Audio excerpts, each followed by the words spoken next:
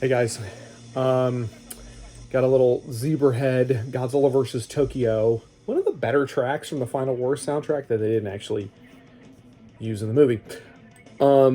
So I am sorry, I'm just messing with my computer. I need to get a new computer. It's not firing all cylinders like it used to, but I want to do a quick video talking about Godzilla Minus-One. Godzilla Minus-One is the new Toho Godzilla movie. It's the first Toho Godzilla movie since 2016, and it will be the first one, the first live action Toho Godzilla movie since 2016, which was Shin Godzilla. While we're talking about it, I'm gonna pull up the trailer real quick. I'm not gonna do picture in picture, but there's just no time. So there's both an English language trailer and a Japanese trailer. I mean, they're both essentially the same. But yeah, the trailer dropped at some point. Okay, so the trailer dropped, and it starts with post-war Japan lost everything. So this is a film set in post-war Japan, and it's interesting because I've been kind of going down rabbit holes recently about post-war Japan. You know, I read the Ishiro Honda biography, and I read and I've been listening to the Last Podcast on the Left multi-parter on the Manhattan Project, where they also talk about Godzilla, and Hardcore History. The Hardcore History podcast also has a great multi-part series of podcasts on Japan called the Supernova in the East, and it's essentially about what brought Japan to want to wage war on the rest of the world alongside the Nazis. And it's a fascinating subject.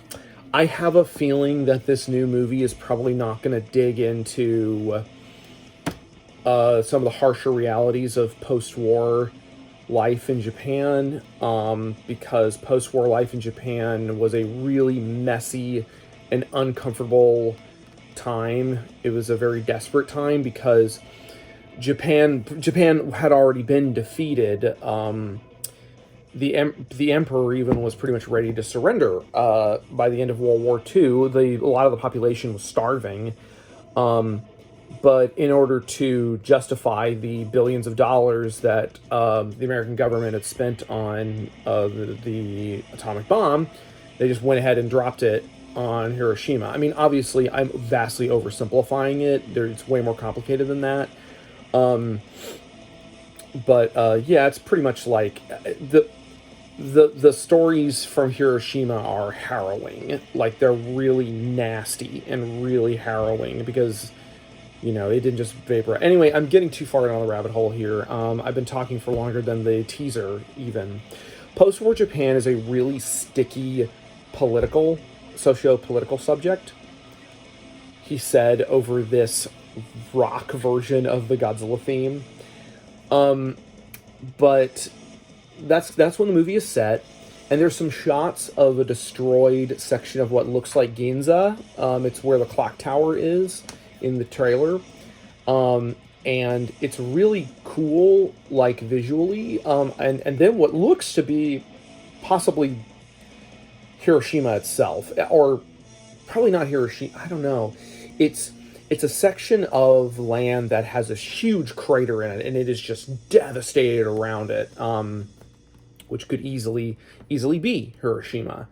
There's another, looks like a composite shot of what looks like either rescue workers or government officials. It's kind of hard to tell, but they're combing through, not the Sonic soundtrack, guys. I like Sonic Frontiers a lot too, or I like the soundtrack too, but we're not playing that.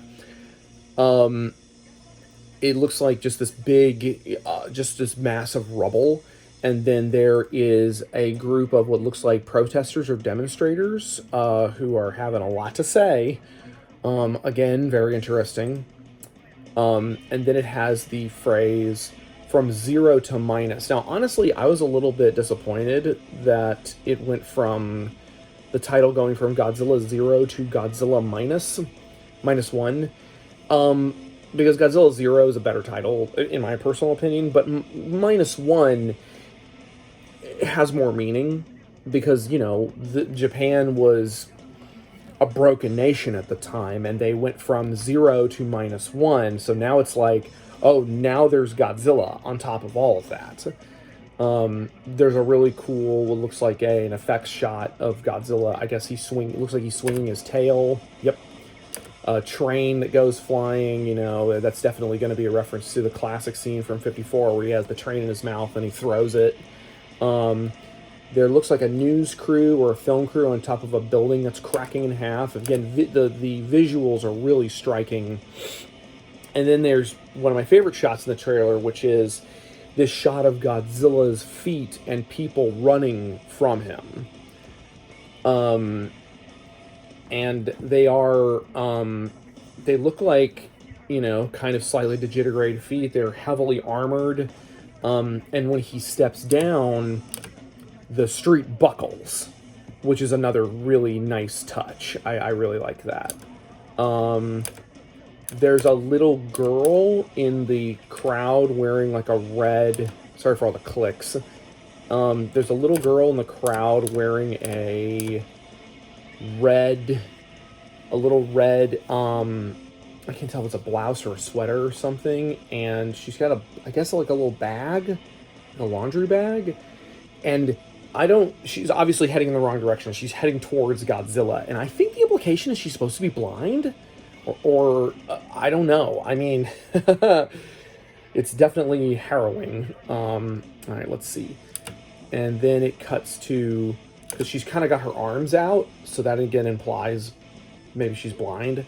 And then it goes to Godzilla Minus-One. And then there's that killer shot of Godzilla like going, big teethers. Well, he's actually got little bitty teeth. So and it looks like he's about to bite down on a train. It definitely sounds like he has the original '54 roar. Yeah. So I think the immediate most controversial thing is that it looks like the design is the ride Godzilla. It's definitely been altered. It's definitely been modified. It has the same basic structure, but it looks like the texture is more advanced. Or they put more money into it, essentially. The dorsal plates, according to the teaser image, are much more extravagant and much spikier. Which I'll admit, when I first saw that, I was a little disappointed because we've seen this design. It's a reused design, but I would imagine that Godzilla, it's just one of those things where clearly this is a design that Yamazaki wanted to use. I don't think it's a bad design. I think some people are a little unnecessarily harsh on it. I do think that the hands are a little too big in relation to the head. If that was something that they would change in the movie version, I'd be happy about that. But I don't know if there's going to be any other kaiju. It's a good question. It's probably just going to be Godzilla. Although I personally feel like that would be a missed opportunity to not just have some other monsters running around, even if they're smaller monsters. I think that would be a missed opportunity. But who knows? I don't know what kind of story they're going to do. So. Yeah, like I said, I was a little disappointed when I saw that it was going to just kind of be a modified version of the Ride Godzilla. I guess they're going to call this Minus Goji, or fans will probably call it Minus Goji, or maybe Zero Goji. But seeing the clips in this very short teaser, I'm like, okay, I'm liking the style of it. You guys are going for it. And Yamazaki is a director with with an eye for effects. He's one of the directors in Japan who's been really pushing for modernizing their CGI industry, which historically has been kind of limited in Japan, because, CGI is really expensive, and really good CGI is really expensive. It takes a lot of time, and time and money is something the Japanese film industry doesn't like to throw around. But it looks like it could be really cool. It's going to be apparently it's going to be in American theaters on December 1st, which is ironic because I think I'm going to be in Japan when it premieres, or I'm going to be in Japan when it premieres in the States. Hopefully, it will still be playing in Japanese theaters when I get there. But I'm hoping the film isn't going to be overly nationalistic, because that is a concern nowadays with a lot of modern Japanese films set in that era. But I think I don't know. I guess we'll see. There's also I have a feeling that it's well, I've also always been really careful to I'm just gonna I started playing Sonic music again. Fine, I'll just do Disturbed. So I don't know. That's food for thought. I've always been careful before criticizing whether or not a film is from another culture is politically fraught, because it's not my culture. And Shin Godzilla sometimes gets a lot of flack from very, very, very particular from people who know a lot about Japanese politics, that it is a right-leaning film. I don't on that subject, I don't know if that's intentional, because I don't know if Anno really is interested in making a film like that. I don't know. Again, it feels like something I'm not terribly qualified to speak on. And with this, it seems like it's going to be largely... this also does seem like it's very politically charged, and how that's going to swing, I think, is going to be very interesting to see play out. Either way, it could have been really easy for them, for Toho, to keep making MonsterVerse-style movies. More Godzilla vs. Kong type stuff, where it's just monsters fighting. But the fact that the Toho side of things has actually been really experimental is very interesting to me. It's an interesting time to be a Godzilla fan. Yeah.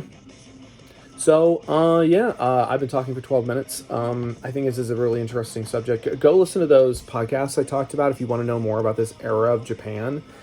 Supernova in the East is very, very dense, but it is very interesting. Carlin does a good job breaking it all down. But last podcast on the left, the Manhattan Project series is much sillier, but it's also much more gruesome. It's specifically like, because they kind of revel in the gruesomeness of it, but at the same time, they're also like, one of my favorite lines from the Manhattan Project series is them saying, meanwhile, back in Hiroshima, and their two co-hosts go, "Oh Jesus, oh no, not again!" And they're like, thousands of crows. It's like, oh God, Hiroshima was not good, guys.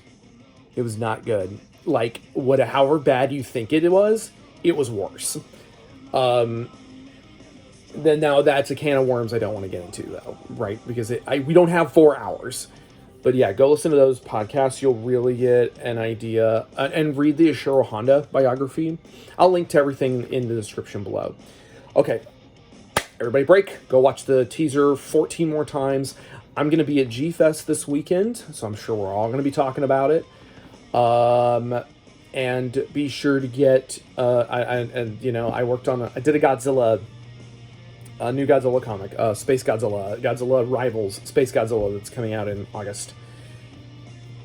Monetize the country's trauma, yay! Well, I tried to make my story poignant and relevant in certain ways. All right.